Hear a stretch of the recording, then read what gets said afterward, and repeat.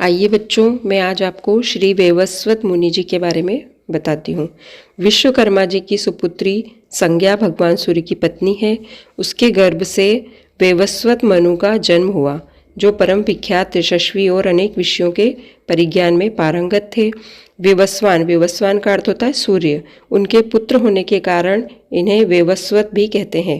पिता भगवान सूर्य ने इन्हें भगवान से प्राप्त गुह्यतम ज्ञान की शिक्षा दी थी, जिसका वर्णन गीता के 4th अध्याय में स्वयं भगवान श्री कृष्ण ने किया है।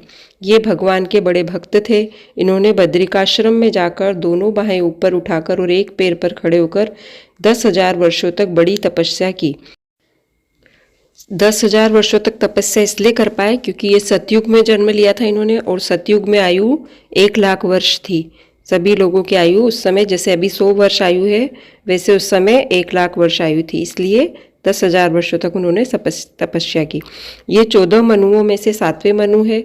वर्तमान मनवंतराधिपति भी हैं। समस्त पुण्य कार्यों में इनका पावन स्मरण किया जाता है।